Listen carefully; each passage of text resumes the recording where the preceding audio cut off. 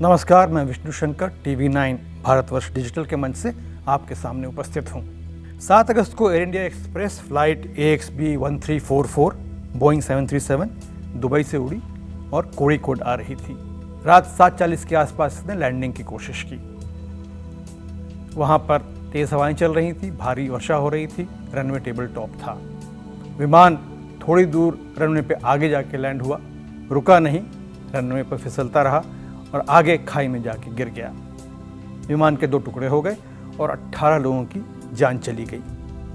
विमान में 190 लोग मौजूद थे, जिनमें से 127 अभी भी अस्पताल में हैं। फ्लाइट की डिजिटल डेटा रिकॉर्डर और कॉकपिट वॉइस रिकॉर्डर मिल गए हैं।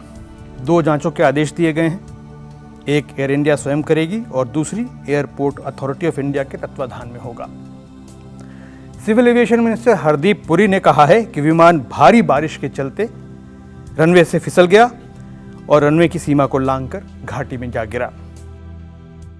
फ्लाइट को क्योंकि ये टेबल टॉप एयरपोर्ट है, रनवे के आखिर तक रोकने की कोशिश की, पर वो स्लिपरी कंडीशंस के कारण ये मिसहैप हुआ। यह विमान वंदे भारत मिशन के तहत दुबई से यात्रियों को लेकर वापस भारत आ रहा था, यानी यात्री स्वदेश लौट रहे थे। उनके घरों पर उनके परिवारजन, उनके मित्र उनकी राह देख रहे थे।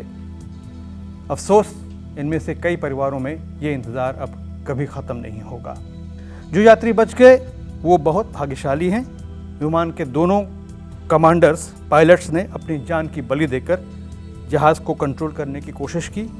इसकी वजह से मौतें कम हुई। जहाज़ के लीड पायलट कमांडर दीपक वसंत साठे बहुत ही अनुभवी पायलट थे। वायुसेना में MiG-21 उड़ाने में माहिर थे और उनको बोइंग 737 के लिए बड़ा ही काबिल पायलट माना जाता था।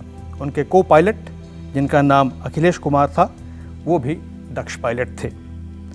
ये बात किसी से छिपी हुई नहीं है कि कोड़ीकोड में प्लेन को लैंड कराना चुनौतीपूर्ण काम है।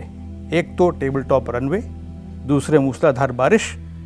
कई अनुभवी पायलट्स ने कहा है कि रात को कोड़ीकोड में जहाज उतारना और भी मुश्किल है, क्योंकि रनवे गाइडेंस लाइटिंग सिस्टम अच्छी नहीं है और रनवे ब्रेकिंग कंडीशंस को भी संतोषजनक ढंग से देखा नहीं जा सका है।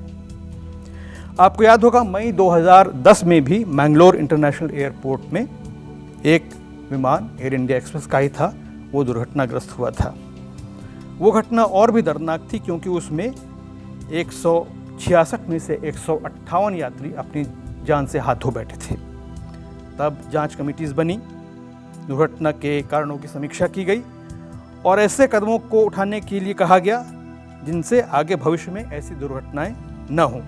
लेकिन नतीजा वही ढाक के 3 पात। एक air safety expert captain Mohan Ranganathan का कहना है कि आज से 9 साल पहले, यानी मैंगलोर एक्सीडेंट के 1 साल बाद, उन्होंने एक विस्तृत रिपोर्ट में कोड़ीकोड एयरपोर्ट को असुरक्षित बताया था और कहा था कि ये लैंडिंग के लिए सेफ नहीं है।